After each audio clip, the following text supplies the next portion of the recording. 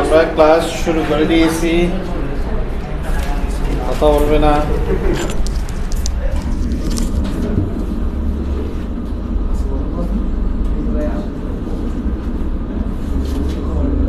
আমরা এখনো যারা তৃতীয়তে গ্রুপে যুক্ত হওনি, যুক্ত লিঙ্ক পাঠাইছি তো সব সময় পুরোনো গ্রুপে লিঙ্ক পাঠাই।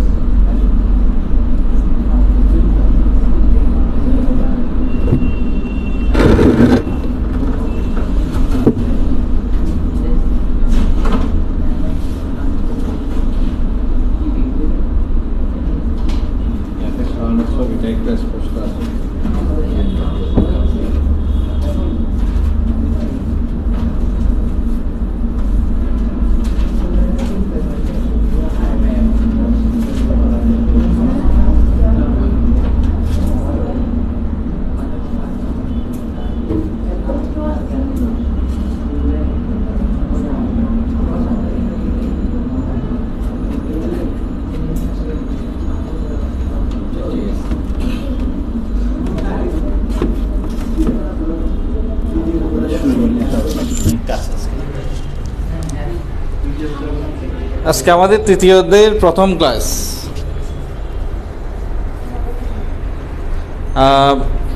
তৃতীয়দের প্রথম ক্লাসে আমরা একটা পর্যায় সারণী দেখতে পাচ্ছি। এই অধ্যায়ের নামটা অনেক বড়, মৌলের পর্যায়বৃত্ত ধর্ম ও রাসায়নিক বন্ধন। আছে না? প্রথম অংশ আছে তো সবার কাছে, দেখো। হ্যাঁ, প্রথম অংশটা একটু নাও সবাই। হ্যাঁ, প্রথম অংশটা একটু নাও, যাদের কাছে নাই ওরা নিয়ে যাবে যাওয়ার সময়। যাওয়ার সময় একটু নিয়ে দিও।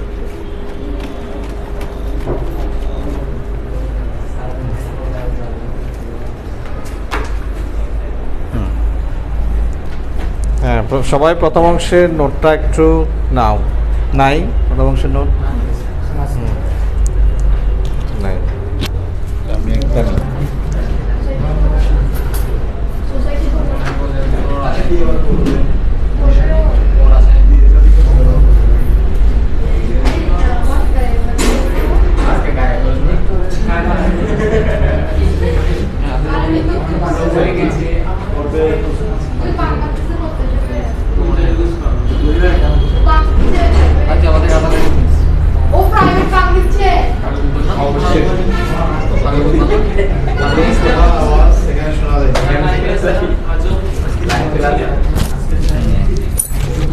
সবাই প্রথম অংশটা নাও। দেখি, বলো দেখি এই পর্যায় সারণী আমাদের কি উপকারে লাগে, কেন এটা করা হলো?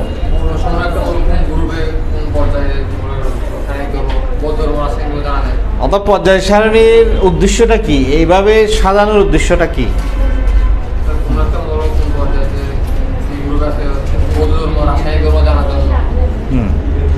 হ্যাঁ, এই সারণীর প্রধান উদ্দেশ্য হচ্ছে, মনে করো এই যে গ্রুপ 1-এ 7টা মৌল আছে, এখানে তুমি শুধুমাত্র সোডিয়াম নিয়ে গবেষণা করলে হবে।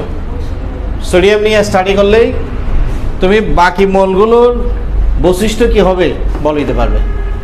পটাশিয়ামের ধর্ম কী হবে, রুবিডিয়ামের ধর্ম কী হবে বলে দিতে পারবে। এটাই হচ্ছে পর্যায় সারণীর সুবিধা।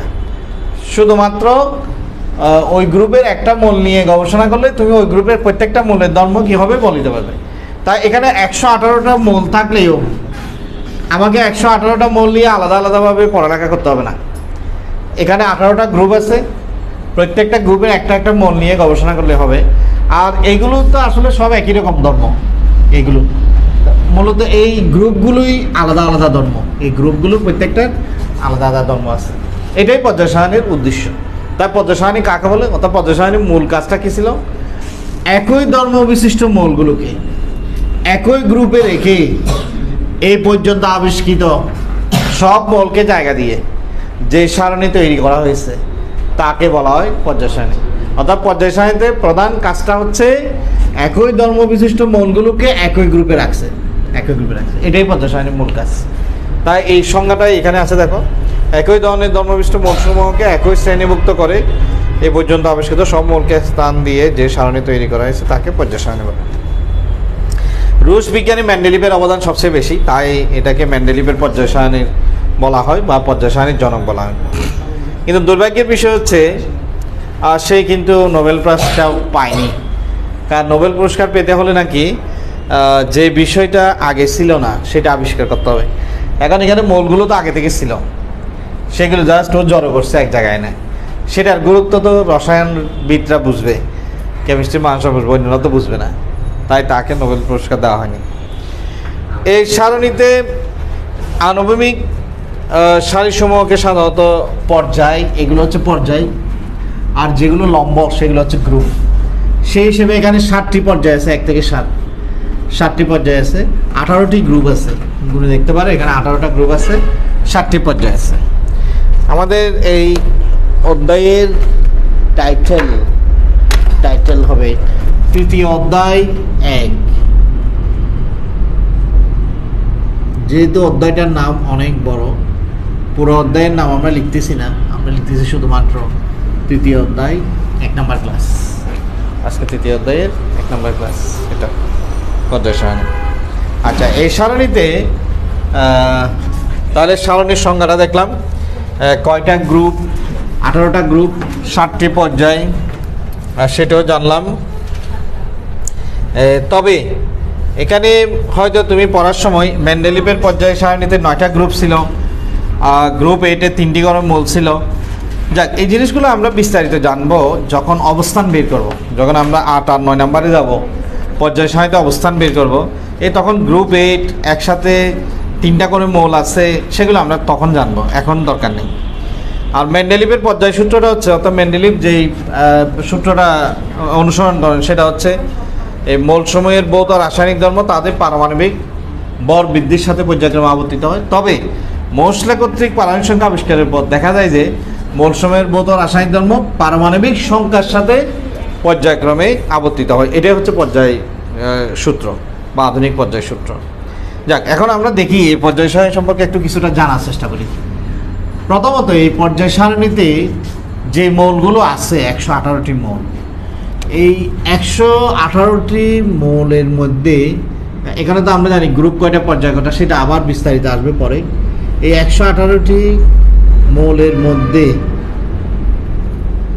তোমার তরল কয়টি, 118টি মৌলের মধ্যে তরল মৌল কয়টি, লিকুইড কয়টি বের করতে পারবে? তরল কয়টি, এর মধ্যে লিকুইড কয়টি আছে দেখো তো, বের করা যাবে কিনা। আমাদের অবশ্য ওইদিকে জায়গা আরও একটু বেশি লাগবে।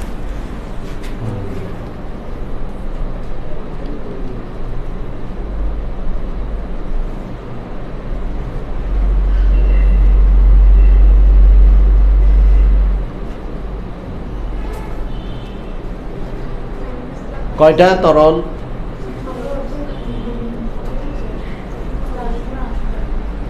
তরল মূল কয়টা হবে জানি না। তরল হবে, দেখো কে কে নীল কালারের যেগুলো আছে, নীল কালারের কি কি আছে দেখো, এখানে দেখা যাচ্ছে 2টা, সিজিয়াম, ফ্রান্সিয়াম। কার সাগরের পানি তো নীল, তাই হয়তো তরল মূলগুলোকে নীল দিয়ে এখানে কালারিং করছে। সিজিয়াম, ফ্রান্সিয়াম, এখানে আছে কি মার্কারি, তারপর আছে কি গ্যালিয়াম। এগুলো হচ্ছে ধাতু,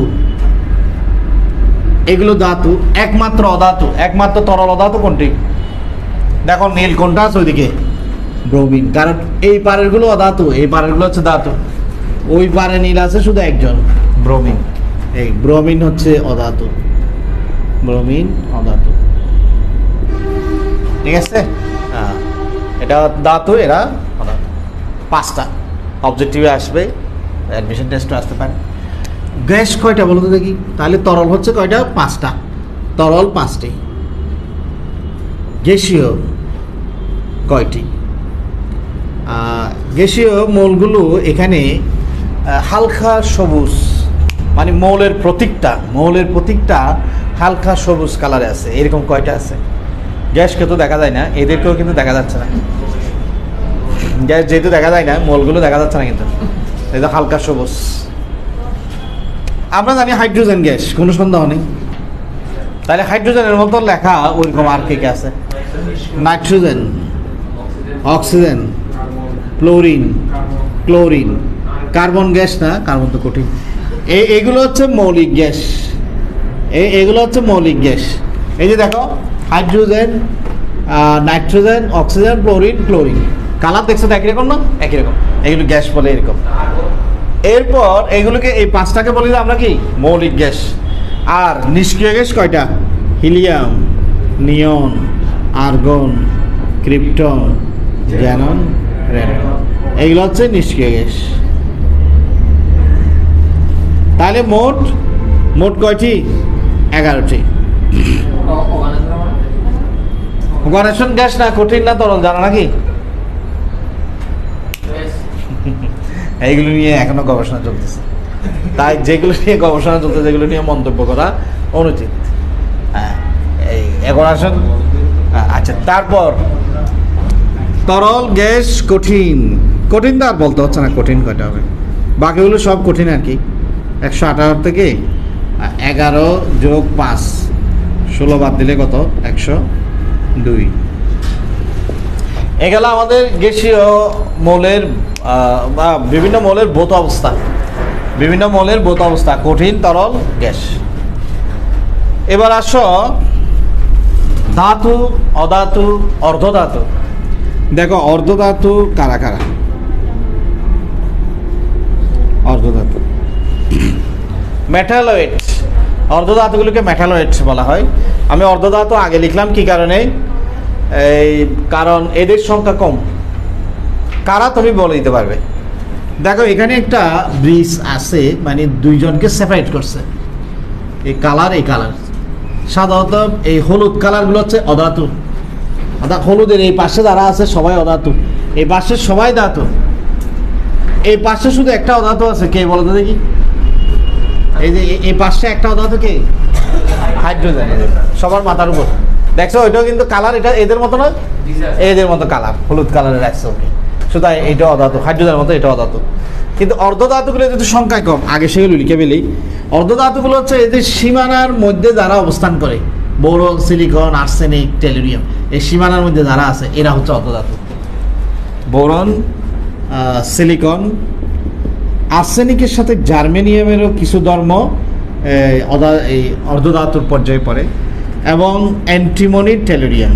অর্থাৎ এই চারজন তো আছেই, বোরন, সিলিকন, আর্সেনিক, টেলুরিয়াম। দেখো এই চারজন তো আছে, পাশাপাশি এদের দুইজনও আছে। টেলুরিয়ামের পাশের জন, আর্সেনিকের পাশের জন। আবার কোনো কোনো রাইটার বলতে ফোলেনিয়ামকে নিয়ে গেছে, যাকে আমরা ফোলেনিয়ামকে লিখছি না। এই 6টা হচ্ছে অর্ধধাতু। 6টি হচ্ছে অর্ধধাতু। এদের কিছু ধর্ম ধাতুর মতো, কিছু ধর্ম হচ্ছে অধাতুর মতো, সেজন্য এদেরকে অর্ধধাতু হিসেবে দেখানো হচ্ছে। এবার আসো অধাতু। দেখি কে বলতে পারো ঝটপট, অধাতু কয়টি? কারা কারা? হাইড্রোজেন আমি জানি অধাতু, বাকিগুলো হিসাব করে বলে ফেলে কয়টা আছে অধাতু। কিভাবে বের করব? হাইড্রোজেন, এই পাশে হাইড্রোজেন, এবার ওই পারে চলে যাই। বোরন কিন্তু অর্ধধাতুতে চলে গেছে, বোরনকে আর হিসাব করতে পারবে না। কার্বন, সিলিকন পারবো? সিলিকন অর্ধধাতুতে চলে গেছে, বাদ। এবার এটাতে চলে যায় নাইট্রোজেন, ফসফরাস পারবো? পারবো। তারপর আর্সেনিক পারবো? আর্সেনিক এখানে চলে গেছে, আর হবে না, ক্লোজ। দেখো কিভাবে এরাই ক্লোজ করে দিচ্ছে। এবার এর পরটা চলে যাও, অক্সিজেন, সালফার, সেলেনিয়াম পারবো? হ্যাঁ, সেলেনিয়াম কিন্তু অর্ধধাতুতে নাই। আবার কেউ কেউ সেলেনিয়ামকে অর্ধধাতু হিসেবে দেখাই, সেলেনিয়াম পারবো। তারপর টেলুরিয়াম, ক্লোজ, টেলুরিয়াম এখানে চলে গেছে, আর যাওয়া যাবে না নিচে। এবার পরেরটাতে চলে যাও, ক্লোরিন, ক্লোরিন, ব্রোমিন, আয়োডিন, অ্যাস্টেটিন। তারপর নিষ্ক্রিয় গ্যাস সব অধাতু। আর্গন, দেখি কয়টা হয়েছে হিসাব করে এবার। ক্রিপ্টন, জ্যানন, রেডন, টোটাল কয়টা? কয়টা অধাতু দেখো। তাহলে দেখো আমরা একদম সহজে চিনে ফেলছি কারা অধাতু। এদিকে শুধু হাইড্রোজেন একা, আর এদিকে কারা ধাতু, অর্ধধাতুর উপরে যারা আছে, অর্ধধাতুর উপরে যারা আছে তারাই হচ্ছে অধাতু। অ্যান্টিমনি অর্ধধাতু, অ্যান্টিমনিকে আমরা অর্ধধাতুতে নিয়ে গেছি, অর্ধধাতু নিয়ে গেছি। না অ্যাস্টেটিন না, অ্যাস্টেটিন অধাতু। থাকলেও ও হ্যালোজেনের মধ্যে পড়ে গেছে, হ্যালোজেনের মধ্যে পড়ে গেছে। তো আর সাধারণত যেগুলো কি তেজস্ক্রিয় ওগুলোকে ধাতু হিসেবে ধরছে, তেজস্ক্রিয়গুলো সব আমরা ওখানে ওই নিষ্ক্রিয় গ্যাস বাদে তেজস্ক্রিয়গুলো সবগুলো ধাতু হিসেবে ধরছে। এগুলো এটা ওই হ্যালোজেন শ্রেণীর সবাই অধাতু। হ্যালোজেনগুলো যেহেতু সর্বশেষে 7টা ইলেকট্রন সবাই অধাতু, অর্থাৎ সর্বশেষে যাদের 7টা সবাই 18টা। তাহলে ধাতু কয়টাতে পেয়ে গেছো? ধাতু কয়টা হবে? 118 থেকে 6 যোগ 18 বাদ দিলে আর থাকে কত? 94টা, 118টার মধ্যে।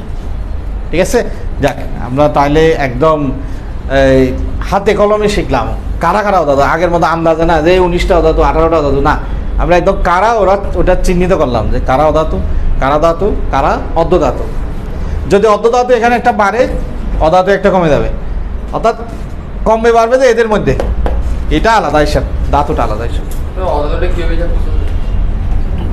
অর্ধধাতুগুলো বাদ দিয়ে আর কি, হ্যাঁ অর্ধধাতুগুলো বাদ দিয়ে, অর্ধধাতু বাদ দিলে বাকি সব অধাতু। ওদিকে যারা আছে ওই কালারের মধ্যে যারা আছে, হলুদ কালারের মধ্যে, ওদের মধ্যে যেগুলো অর্ধধাতুতে এসে গেছে সেগুলো বাদ দিয়ে বাকিগুলো।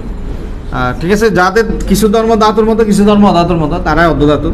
আর অধাতুগুলো তো এদের ধর্মগুলো অধাতুর মতোই, অধাতু বৈশিষ্ট্য, যারা সময় যোগ গঠনের প্রবণতা বেশি। এ হচ্ছে বা ইলেকট্রন কি গ্রহণ প্রবণ। মোটামুটি একটা ধারণা পেয়েছি আমরা ধাতু, অধাতু, অর্ধধাতু এবং গ্যাস, কঠিন, তরল, এটা নিয়ে। কিন্তু এই সারণী থেকে আমরা আরো অনেক কিছু জানতে পারি। দেখো আর কি কি জানতে পারি এখানে। প্রথমত আমরা কালারের বিষয়টা একটু বিশ্লেষণ করি। কালারের বিষয়টা এই যে এখানে আমরা দেখতে পেলাম যে গাঢ় কমলা বর্ণের স্টার আছে কতগুলো, দেখছো তো? এই গাঢ় কমলা বর্ণের কতগুলো স্টার আছে, তোমরা যে কোনো বইয়ের কভার পৃষ্ঠায় দেখবে। এই স্টারটা শুরু হয়েছে 84 থেকে, ফোলেনিয়াম থেকে, ফোলেনিয়াম 84। কেন স্টার দেওয়া হলো? যে সমস্ত মৌল বিভিন্ন ধরনের তেজস্ক্রিয় রশ্মি বিকিরণ করে, আলফা, বিটা, গামা, স্বতঃস্ফূর্তভাবে তাদেরকে তেজস্ক্রিয় রশ্মি, তাদেরকে এই স্টার দিয়ে লিখছে। 84 পর সব মৌলই তেজস্ক্রিয়। 84, 85, 86, 87, 88, 89, 89 পর 90, আবার এখানে 90। কেন এখানে? এইটাও আমি ব্যাখ্যা দিয়ে দিই, পরে আবার বলে যাব। এখানে এই যে দেখো অ্যাক্টিনাম, এই অ্যাক্টিনাম, এটাকে বলা হয় অ্যাক্টিনাইট সিরিজ, অ্যাক্টিনাইট সিরিজ, এ পুরো সিরিজটা। ল্যান্থানাম, এই ল্যান্থানাম, এটা হচ্ছে ল্যান্থানাইট সিরিজ, ল্যান্থানাইট সিরিজ। কেন এই সিরিজগুলো আলাদাভাবে পর্যায় সারণীর নিচে বসানো হলো? কারণ এই ল্যান্থানাইট সিরিজের মধ্যে যে 15টা মৌল আছে ল্যান্থানাম সহ, এদের ধর্ম এত মিল, প্রায় সেম সবগুলোর ধর্ম। সেই জন্য ওদেরকে আলাদা করে রাখা যাচ্ছে না, সব একসাথে রাখতে হয়েছে। আবার ওদেরকে যদি আমি এখানে বসাতে যাই, এই যে ল্যান্থানামের পর এই সিরিয়াম, এইগুলো যদি আমরা এখানে সিরিয়ালি বসাতে যাই, যে সমস্যাটা হবে, রেডন আর রেডনের জায়গায় থাকবে না, নিষ্ক্রিয় গ্যাসের জায়গায় থাকবে না, সরে গিয়ে অন্য জায়গায় চলে যাবে। তাই এদেরকে এখানে বসানোটা নিরাপদ না, সব এলোমেলো করে দেবে পুরো সারণী। তাই ওদেরকে আলাদাভাবে নিচে জায়গা দেওয়া হয়েছে। আর এরা যেহেতু এদের ধর্ম প্রায় একই রকম, সুতরাং একসাথে রাখতে অসুবিধা নেই। একই ঘটনা ঘটছে অ্যাক্টিনাইট সিরিজ। এই অ্যাক্টিনাইট সিরিজেও অ্যাক্টিনাম থেকে লরেন্সিয়াম পর্যন্ত 15টা মৌল আছে, সবগুলোকে আমরা একসাথে রাখছি। ওই যে তাদের ধর্ম যেহেতু প্রায় সেম, তাই একসাথে রাখা হয়েছে। কারণ এদেরকে মূল সারণীতে রাখলে এলোমেলো হয়ে যাবে পুরো সারণী, তাই ওদেরকে এখানের মধ্যে রাখা যাচ্ছে না, ওদেরকে আলাদা করে রাখা হয়েছে। তাই এখানে জায়গা হচ্ছে না বলে তাদেরকে আলাদা করে রাখছে। একটা হচ্ছে ল্যান্থানাইট সিরিজ, এই ল্যান্থানাম প্রথম সদস্য বলে ল্যান্থানাইট সিরিজ। অ্যাক্টিনাম প্রথম সদস্য বলে এটাকে, অ্যাক্টিনাইট সিরিজ। সেগুলো এই যে স্টার দেখো 84, 85, 87, 88, 88, 89, 90, 91, এভাবে 103, আবার এখানে 104। কারণ এখানের মধ্যে এগুলো সব আছে, এই 103, 104, 5 শেষ পর্যন্ত সবগুলোই তেজস্ক্রিয় মৌল, এটা সবাই তেজস্ক্রিয়। এরপরে আসো দেখি এই যে হালকা কমলা বর্ণের মৌলগুলো হচ্ছে কি হালকা কমলা বর্ণের কেন, এবং এটা শুরু হয়েছে দেখো, এই কমলা বর্ণ শুরু হয়েছে 93 থেকে, ন্যাপসোনিয়াম থেকে। এই ন্যাপসোনিয়াম, প্লুটোনিয়াম, আমেরিকিয়াম, তারপর কুরিয়াম, এখানে বেশিরভাগ ক্যালিফোর্নিয়াম মানে এই আমেরিকার নাম দেখা যাচ্ছে বেশিরভাগ, আইনস্টেনিয়াম, মেন্ডেলিভিয়াম, নোবেলিয়াম, লরেন্সিয়াম, এই যে অনেক বিজ্ঞানীর নাম, দেশের নাম, জায়গার নাম দিয়ে এগুলো নামকরণ করছে। 93 থেকে চিন্তা করো তো, 93 পরের মৌলগুলো কি, 92 পর্যন্ত কি মৌল, 93 থেকে কি মৌল জানা আছে? 92 পর্যন্ত হচ্ছে প্রাকৃতিক মৌল, প্রকৃতিতে পাওয়া যায়। আর 93 পরে এগুলো আর প্রকৃতিতে পাওয়া যায় না, একটা সব কৃত্রিম মৌল। এই ন্যাপসোনিয়াম থেকে 93 থেকে সবগুলি হচ্ছে কৃত্রিম মৌল। এই কৃত্রিম মৌল বোঝানোর জন্য এই কালারটা রাখছে হালকা কমলা বর্ণের। এবং সেরকম কৃত্রিম মৌল এই 93 আগে দুইটা আছে, প্রোমেথিয়াম 61, টেকনিশিয়াম আবার তেজস্ক্রিয়। এই দেখো টেকনিশিয়ামও কৃত্রিম মৌল, তেজস্ক্রিয় মৌল। এই যে যেটা সাধারণত 93 আগে প্রোমেথিয়াম দুইটা আছে যে কৃত্রিম মৌল, এই চিনে রাখো এদেরকে। এই কালার দিয়ে আমরা কৃত্রিম মৌল বোঝানো হচ্ছে। তারপর আসো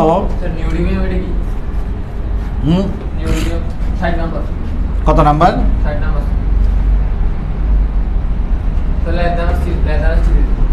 এখানে প্রোমেথিয়াম, নিওডিমিয়াম।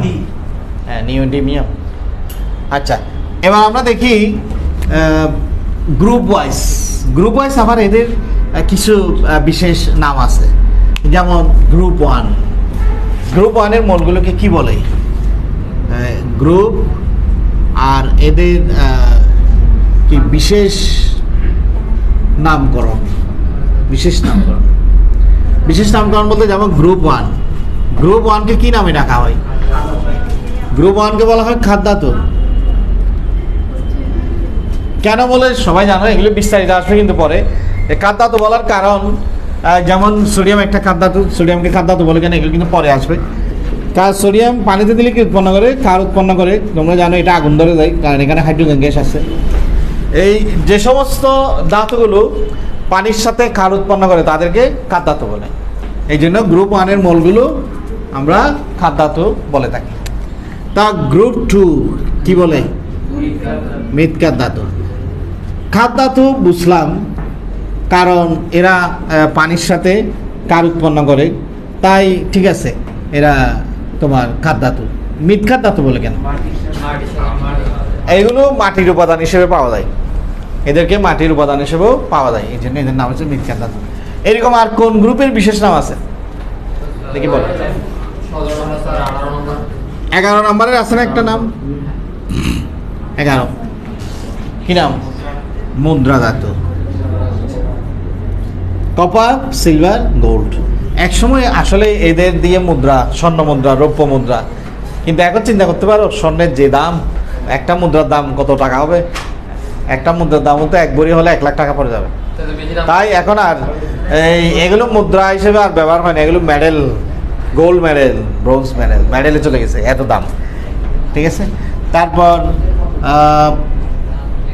গ্রুপ 16 এর একটা বিশেষ নাম আছে, চালখোজেন বা চ্যালকোজেন।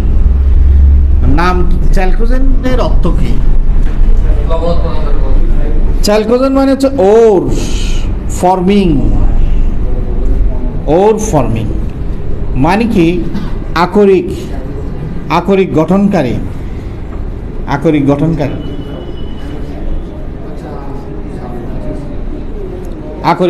মৌল, আকরিক গঠনকারী। এরা কি করে, তুমি চিন্তা করে দেখো, বিভিন্ন আকরিকের নাম, এগুলো আমি এদিকে লিখি। যেমন কয়েকটা আকরিকের নাম বলো দেখি। আকরিক হচ্ছে কারা, যে সমস্ত খনিজ থেকে মানে খনিজ পদার্থ থেকে লাভজনক উপায়ে ধাতু নিষ্কাশন করা যায়, যেমন লেড ধাতু যেখান থেকে নিষ্কাশন করা হয়, galena, zinc blende, calamine, red lead বা প্লাম্বাম, বক্সাইট, এই যে অ্যালুমিনা, বক্সাইট, লিমোনাইট, আয়রনের আকরিকগুলো, হেমাটাইট, ম্যাগনেটাইট, এগুলোর সাথে পানিও থাকে, সাথে পানিগুলো আমি হয়তো লিখতেছি না, কপার পাইরাইটস, আয়রন পাইরাইটস। তুমি দেখো এই যে আকরিকগুলো আমি লিখলাম, প্রত্যেকটা আকরিকে কিন্তু হয় অক্সিজেন না হয় সালফার আছে, অক্সিজেন না হয় সালফার মাস্ট, ওদেরকে ছাড়া হয় না আকরিক। এই অক্সিজেন আর সালফার যেহেতু প্রায় সব আকরিকে আছে, সেজন্য এদেরকে আকরিক গঠনকারী মূল বলা হয়। ঠিক আছে, দেখো হয় সালফার না হয় অক্সিজেন থাকবে, সেজন্য এদেরকে আকরিক গঠনকারী বা সালকোজেন বলা হচ্ছে, আকরিক গঠনকারী। 17 হ্যালোজেন। এই হ্যালোজেন শব্দটা কিভাবে আসছে দেখো, হেলস আর জেনাস। হেলস মানে হচ্ছে sea salt, sea salt. Genus মানে হচ্ছে producer, producer. Sea salt producer, সামুদ্রিক লবণ উৎপাদনকারী, সামুদ্রিক লবণ উৎপাদনকারী, সামুদ্রিক লবণ উৎপাদনকারী, সামুদ্রিক লবণ উৎপাদনকারী। ঠিক আছে, সি সল্ট প্রডিউসার, সামুদ্রিক লবণ উৎপাদনকারী, হেলস জেনাস। যাক, মোটামুটি জানলাম। এরপর 18 নাম্বার, গ্রুপ 18 এর কি নাম আছে? গ্রুপ 18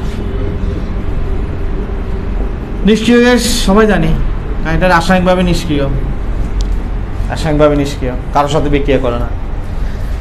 তবে এটাকে অভিজাত গ্যাস বলে কেন? এটা কি অভিজাত বংশ? হ্যাঁ, আসলে এরা কারোর সাথে আত্মীয়তা করে না, কারোর সাথে রাসায়নিক বন্ধন গঠন করে না, কারোর সাথে যৌগ গঠন করে না, তাই এরা আসলে অভিজাত ফ্যামিলি। তাই Nobel, Nobel gas, Nobel gas বা অভিজাত গ্যাস সাবজেক্টিভে আসে কোনটি, নোবেল গ্যাস কারা বা কোন গ্রুপে আছে। আর একটা নাম আছে এদেরকে, সেতু মৌল, ব্রিজ মৌল, ব্রিজ এলিমেন্ট বলা হয়। সেতু মৌল কেন বলে? সেতু মৌল মানে এরা সেতুর মতো কাজ করে, ব্রিজের মতো। কিভাবে? এদের আগে গ্রুপ 17 তীব্র ইলেকট্রোনেগেটিভ, এদের পরে কে আছে বলতে পারো? গ্রুপ 18 পরে কত? 1। আবার এটা পৃথিবী যেমন গোল, পর্যায় সারণীয় গোল, তাই আবার এটার পরে আবার 1 2 3 শুরু হবে। এদের আগে তীব্র ইলেকট্রোনেগেটিভ মৌল, এদের পরে তীব্র ইলেকট্রোপজিটিভ মৌল। দুইটা মুখোমুখি হলে যুদ্ধ লেগে যাবে, তাই ওরা মাঝখানে ব্রিজ হিসেবে কাজ করে, সেতু বন্ধ হিসেবে কাজ করে। এমনিতে আমরা দেখছি কোনো বিক্রিয়ায় গ্রুপ 1 এই যে মনে করো সোডিয়াম আর গ্রুপ 17 যেমন ক্লোরিন ব্রোমিন থাকলে নিশ্চিত লবণ হবেই হবে, একদম 100%। কোনো বিক্রিয়ায় গ্রুপ 1 আর 17 যদি থাকে অবশ্যই লবণ হবে। এমন একটা বিক্রিয়া তুমি দেখাতে পারবে না যেখানে ওরা আছে অথচ লবণ হয়নি, অবশ্যই হবে। তারপর এই জন্য এদেরকে ব্রিজ মৌল, সেতু মৌল বলে। যাক, তাহলে পর্যায় সারণী থেকে আমরা বিশেষ বিশেষ নামগুলো দেখলাম। তারপর ল্যান্থানাইট সিরিজেরগুলোকে বলা হয় বিরল মৃত্তিকা মৌল, সেগুলো অবশ্য তুমি এখানে জানতে পারবে। এই যে ল্যান্থানাইট সিরিজ, ল্যান্থানাইট সিরিজ যেটা আছে, এই এটা সাধারণত গ্রুপ 3-তে থাকে। এই ল্যান্থানাইট, ল্যান্থানাইট, ল্যান্থানাইট, ল্যান্থানাইট সিরিজের যে 15টা মৌল আছে এদেরকে বিরল মৃত্তিকা মৌল, মানে মাটির উপাদান হিসেবে পাওয়া যায়, তবে খুব কম পরিমাণে, খুব কম, বিরল মৃত্তিকা মৌল। এরপর এই আরও বেশ কিছু ডিভিশন আছে, যেমন এখানে এস ব্লক। এস ব্লক মৌল কোনগুলো এই সারণীতে? এস ব্লক হচ্ছে এই পাশেরগুলো হচ্ছে এস ব্লক। এখানে আছে 13টা, ওইখানে হিলিয়াম একটা আছে। সেগুলো কেন এস ব্লক সেটা আমরা আগামী ক্লাসে জানবো। যে যে সমস্ত মৌলের ইলেকট্রন বিন্যাসে সর্বশেষ ইলেকট্রন এস অরবিটালে যায় ওরা এস ব্লক। তবে যেহেতু সারণীটা তো প্রতিদিন টাঙাতে পারবো না, এখানে যেহেতু টাঙানো আছে আমি এখানে দেখিয়ে দিচ্ছি এস ব্লক কারা।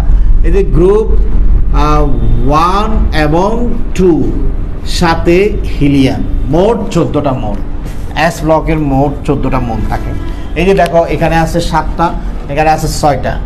এদের ইলেকট্রন বিন্যাস লিখে দেখবে তুমি, যেমন হাইড্রোজেন 1s1, বেরিলিয়াম কি 1s2 2s2, এরা s1 এরা s2, আর ওদিকে হিলিয়াম একটা আছে কিন্তু 1s2।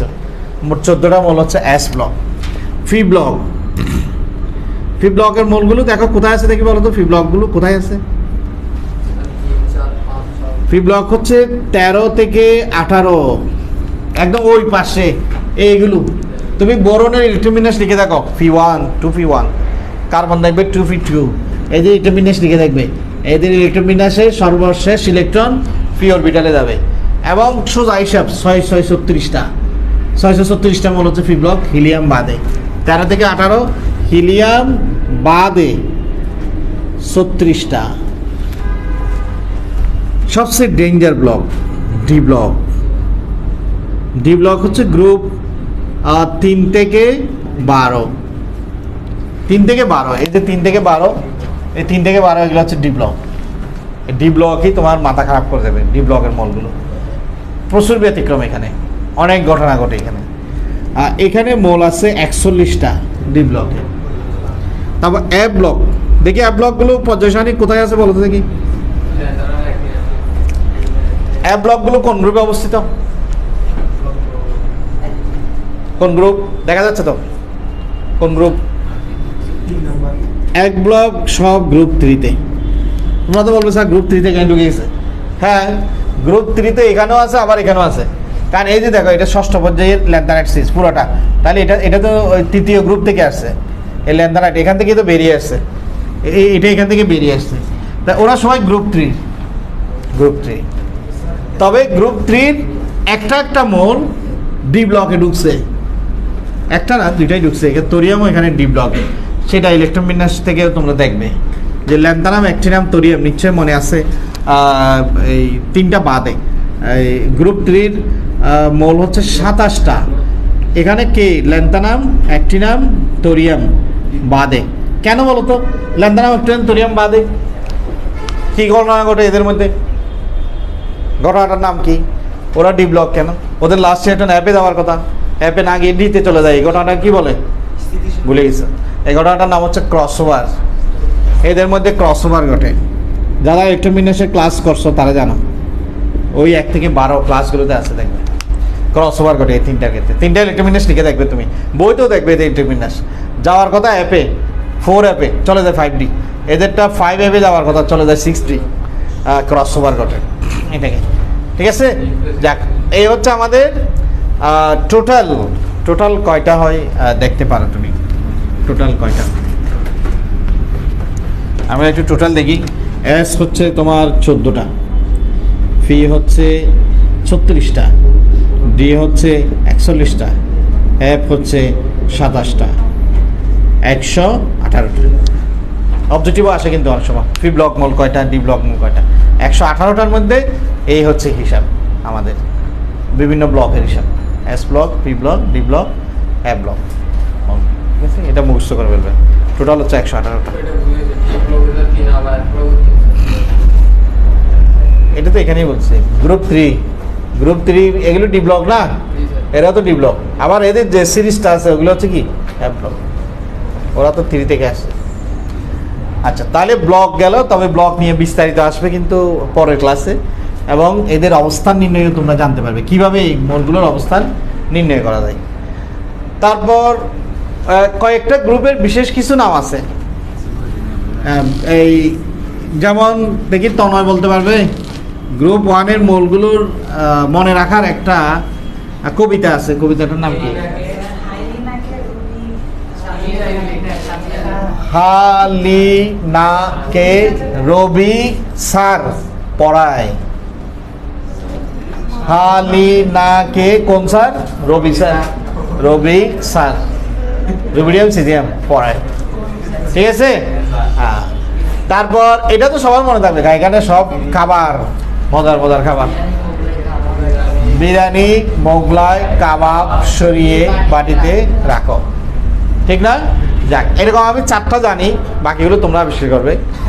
আরেকটা জানি, এটা 13 নাম্বার, গ্রুপ 13। বর এলো গেল ইন্ডিয়া থাইল্যান্ড, থাইল্যান্ড মানে তেলিয়াম, ঠিক আছে? কোথায় কোথায় গেল? বর এলো গেল ইন্ডিয়া থাইল্যান্ড। তারপর আরেকটা জানি গ্রুপ 15। গ্রুপ 15 গুলো কিভাবে দেখো, এন মানে নলকূপের, নলকূপের পানিতে আর্সেনিক সমস্যা বিদ্যমান, আর্সেনিক সমস্যা বিদ্যমান, বিদ্যমান মানে বিস্মাত, সমস্যা মানে এসবি, ঠিক আছে?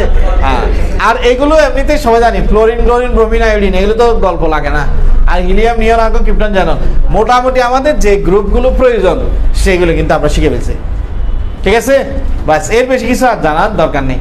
আর জানতে চাইলে তোমরা নতুন নতুন কবিতা বানাতে পারো, বড় বড় কবি হতে পারো।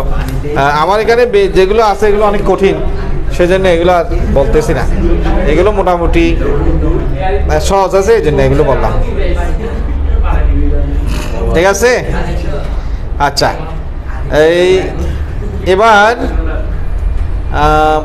বিভিন্ন কালার গেল, গ্রুপ গেল, মোটামুটি আমরা পর্যায় সারণী সম্পর্কে একটা ধারণা পেয়ে গেছি। তবে এই সারণীর আরও একটা ব্যবহার আছে, এই যে প্রত্যেকটা গ্রুপের কোন মৌলের পারমাণবিক সংখ্যা কত, এটা বের করার কিন্তু একটা সূত্র এই সারণী থেকে আছে। কিভাবে? এই সারণীর প্রথম পর্যায়ে কয়টি মৌল আছে? 2টি, হাইড্রোজেন আর হিলিয়াম, ঠিক আছে না? দ্বিতীয় পর্যায়ে কয়টি মৌল দেখো তো? দ্বিতীয় পর্যায়ে মৌল আছে কয়টা? 1 2 3 4 5 6 7 8, 8টা মৌল। তৃতীয় পর্যায়ে কয়টি মৌল আছে? তাও 8টা। চতুর্থ পর্যায়ে কয়টা মৌল আছে দেখো? চতুর্থ পর্যায়ে মৌল আছে 18টা। পঞ্চম পর্যায়ে কয়টা? পঞ্চম পর্যায়ে দেখো 18টা। আর ষষ্ঠ, সপ্তম, 32। সবগুলো যোগ করো তো, টোটাল করলে দেখবে 118 হয় কিনা। সপ্তম পর্যায়েও 32টা, একটু নিচে নামাতে হবে। আর সপ্তম পর্যায়ে দেখো 32টা, টোটাল হবে 118টা। 32টা, ঠিক আছে? যোগ করে দেখছো তো 118টা। এটা আমরা কিভাবে কাজে লাগাবো? এই যে গ্রুপ 1, গ্রুপ 1-এ কে কে আছে? খালিনা, কে, রবি, স্যার পড়ায়। খালিনাকে রবি স্যার পড়ায়। এখানের মধ্যে তুমি শুধু খালিনার পারমাণবিক সংখ্যা জানলে হবে, এই সেট হাইড্রোজেনের পারমাণবিক সংখ্যা জানলে হবে, এটা সবাই জানি, বাকিগুলো জানতে হবে না। এই সূত্রটা প্রয়োগ করো, দেখো এই সূত্রটা কীভাবে প্রয়োগ করবো। 2 8 8 18 18 32, 2 এর একে 3 8 3 11 11 8 19 19 18 37 55 87। একদম ইজি না? পুরো একটা গ্রুপ। তাই তোমাকে বড় বড় মৌলের পারমাণবিক সংখ্যা মুখস্থ করতে হবে না, এই অসাধ্য সাধন করার দরকার নেই, এই সূত্রটা প্রয়োগ করলে হয়ে যাবে। তুমি মোটামুটি 30 পর্যন্ত জানলেই হবে, কারণ 30-এর মধ্যে কোনো না কোনো মৌল কোনো গ্রুপের প্রথম সদস্য, বাকি সদস্যগুলো তো আমার জানার দরকার নেই। যেমন মনে করো, আচ্ছা এরকম আরও একটা দেখাই, যেমন নিষ্ক্রিয় গ্যাস, গ্রুপ 18, গ্রুপ 18টা থাকে নিষ্ক্রিয় গ্যাস। তো নিষ্ক্রিয় গ্যাসের এটা আমরা কিভাবে জানবো দেখো। গ্রুপ 18, হিলিয়াম, নিয়ন, আর্গন, ক্রিপ্টন, জ্যানন, রেডন, ওগানেসন। এখানের মধ্যে হিলিয়াম 2, শুধু হিলিয়ামটা জানলে হবে, বাকিগুলো তোমাকে জানতে হবে না। তবে হিলিয়াম যেহেতু প্রথম পর্যায়ের শেষ মূল, তাই এখানে এটা আর হিসাবে আসবে না। হিসাব করবে এখান থেকে 8 8 18 18 32 32, 8 2 10 10 8 18 18 18 36 36 18 54 54 32 হচ্ছে দেখো 54 32 86 86 32 কত? 118। একদম এটা সব গ্রুপের জন্য সত্য। অনেকে চিন্তা করো যে এই যে বললাম জিঙ্ক, কপার, এদের কিন্তু পারমাণবিক সংখ্যা তোমাকে জানতে হবে, যেহেতু ওদের উপরে আর কেউ নাই, ওদের উপরে তো আর কেউ নাই। তো কপারেরটা জানলে তুমি কিন্তু কপার, সিলভার, গোল্ড, যেহেতু এগুলো মুদ্রা ধাতু, এগুলো অনেক সময় আমাদের জানতে হয়। এমনকি রঞ্জেনিয়াম, এদের পারমাণবিক সংখ্যা তুমি বলে দিতে পারবে। কপার, সিলভার, গোল্ড, এদের গোল্ডের পারমাণবিক সংখ্যা আমরা জানি না, হয়তো সিলভারও জানি না, কিন্তু বলে দিতে পারবে। কপারটা জানলে হবে। কপার তো জানি সবাই, যেহেতু কপার 1 থেকে 30-এর মধ্যে। কপার শুরু হয়েছে কোত্থেকে? চতুর্থ পর্যায় থেকে। কপার কোন পর্যায়ের মূল? চতুর্থ পর্যায়ের মূল। তাই চতুর্থ পর্যায় পর্যন্ত কিন্তু হিসাব শেষ। হিসাব কবে? এর পরেরটা 18, 32, 32। 18, আচ্ছা তোমাদের কোনো গার্ডিয়ান হলে তো আবার সমস্যা, দত্ত হয় মাঝে মাঝে। এই 18, 32, 32। দেখো তুমি হিসাব করে 29 আর 18 কত? 47। 47 আর 32 কত? 79। 79 আর 32 কত? 111। দেখছো? 111 নম্বর মন। ব্যাস আমরা জেনে গেছি। তারপর জিঙ্ক, এই যে ডাক্তারি থার্মোমিটার, যে পারদ, মার্কারি, হাইড্রাজিরাম, অনেকে আমরা জানি না যে পারদের পারমাণবিক সংখ্যা কত, কিন্তু তুমি বলে দিতে পারবে। এই যে 18, 32, 32। জিঙ্ক তো জানি, জিঙ্ক সবাই জানি। 30 আর 18 কত? 48। 48 আর 32 কত? 80। 80 আর এটা হচ্ছে 112।